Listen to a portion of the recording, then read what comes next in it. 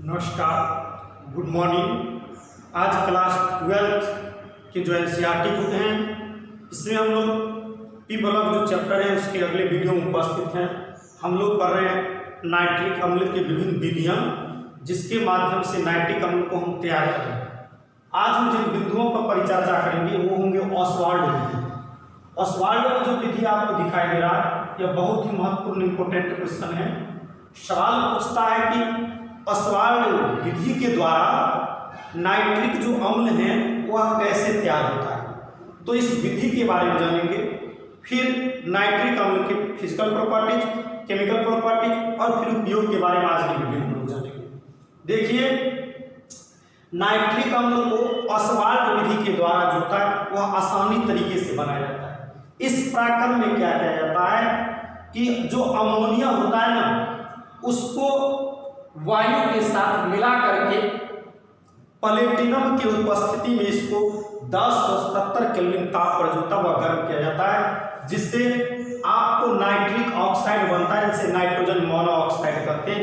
Nitric oxide में अवकृत हो जाता है। अब क्या करते हैं कि जो नाइट्रिक ऑक्साइड है उस नाइट्रिक ऑक्साइड को वायु के मिश्रण के साथ मिला करके इसको ठंडा करते हैं, जिससे यह बन जाता है आपको नाइट्रोजन डाइऑक्साइड NO2 के रूप धारण कर लेता है।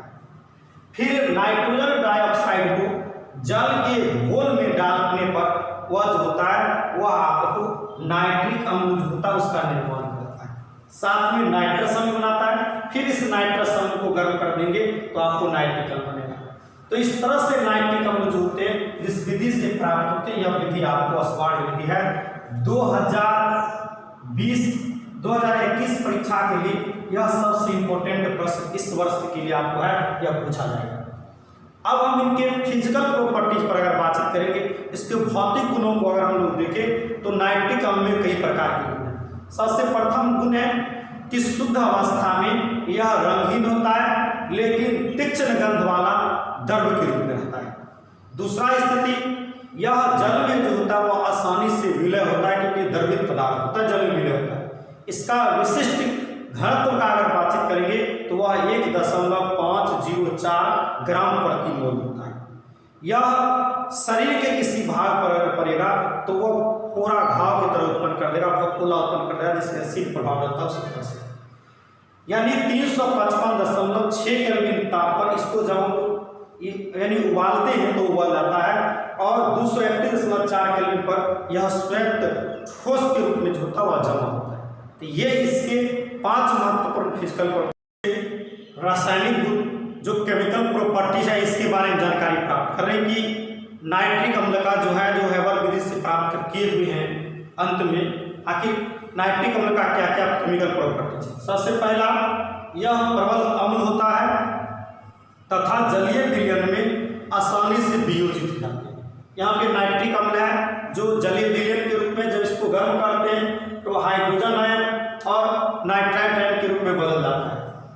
यह जो होता है वह नीला लिटमस पत्र को लाल करने का पावर रखता है, गुण रखता है, क्योंकि ये क्षारीय हाइड्रोक्साइड, कार्बोनेट, बाइकार्बोनेट और अमोनिया को उदासीन करने का पावर रखता है। जैसे कैल्शियम ऑक्साइड है धात्विक ऑक्साइड, नाइट्रिक अम्ल से अभी क्रिया किया तो कैल्शियम नाइट्राइड बना लिया, जल बना लिया। सोडियम हाइड्रोक्साइड जब नाइट्रिक अम्ल से क्रिया किया तो सोडियम नाइट्राइड बना लिया। इस तरह से विभिन्न कंपाउंडों के साथ इसकी क्रियाएं होती है। दूसरा गुण होता है कि जो नाइट्रिक अम्ल है जब इसको हम लोग गर्म करते हैं तब यह आपको नाइट्रोजन डाइऑक्साइड के रूप में वियोजित होता है। तीसरा जो गुण है वह है आपको नाइट्रिक अम्ल को यानी यह वियोजित होकर के नवजात, यहाँ पर ऑक्सीजन जो देख रहे हैं वह नवजात रूप में ऑक्सीजन प्राप्त करने का काम करता है। कब? जब शांत रूप में नाइट्रिक अम्ल को गर्म करते हैं तब नवजात ऑक्सीजन बनाता है, और तनु रूप में भी नवजात बनाता है।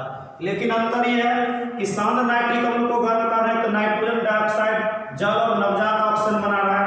तनु नाइट्रिक अम्ल को गर्म कर रहे हैं कि नाइट्रोजन मोनोऑक्साइड बना, ऊपर नाइट्रोजन डाइऑक्साइड नीचे नाइट्रिक ऑक्साइड बना रहा है, ये भी नवजात ऑक्सीजन बना रहा है।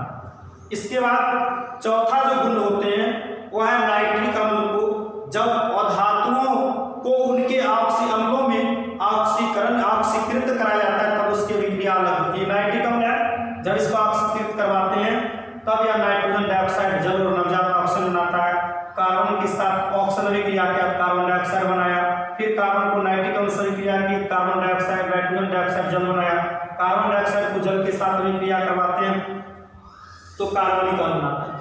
ये तमाम प्रकार के जो नेचर होते हैं वह आपको नाइट्रिक अम्ल के गुणों को प्रतिनिधित्व करता है, केमिकल प्रॉपर्टीज को प्रतिनिधित्व करता है। इसके अतिरिक्त अनंत प्रकार के गुण नाइट्रिक अम्ल के और भी हैं। अब हम इसके के बारे में जानते हैं। नाइट्रिक अम्ल का जो उपयोग है वो कई कार्य होता है। सबसे पहला कार्य, नाइट्रिक अम्ल जो होते हैं वह एक अति महत्वपूर्ण प्रयोगशाला में यूज करने वाला अभिकर्मक का कार्य करता है, रिएक्टर का कार्य करता है। अम्लराज के रूप में इसका उपयोग जो होता है चांदी और सोना को जहाँ पर शुद्ध करने का कार्य करते हैं, चांदी और सोना का, वहाँ पर अम्लराज के रूप में इसका उपयोग नाइट्रिक अम्ल का किया जाता है। इसके अलावा TNT, TNB, TNG, पिक्रिक अम्ल, विभिन्न प्रकार के विस्फोटक पदार्थ, वह ट्राइनाइट्रोटोइलिन क्यों न हो, ट्राइनाइट्रोबेंजीन क्यों न हो, या अन्य कोई भी पदार्थ क्यों न हो, उसके निर्माण में नाइट्रिक अम्ल का उपयोग किया था, विस्फोटक पदार्थ के निर्माण में। इसके अलावा विभिन्न प्रकार के जो फर्टिलाइजर है यूरिया, वह कैल्शियम हो या अमोनियम नाइट्रेट हो या अन्य किसी भी प्रकार का जो पदार्थ हो, उसके निर्माण में नाइट्रिक अम्ल का उपयोग किया जाता है। इसके अतिरिक्त इसका उपयोग सुगंधित जो पदार्थ होते हैं उसमें विभिन्न प्रकार की दवाओं और रंजकों में उपयोग किया जाता है, तथा कृत्रिम जो सिल्क है, आर्टिफिशियल सिल्क, इसके निर्माण में नाइट्रिक अम्ल का जो होता है वह उपयोग किया जाता है।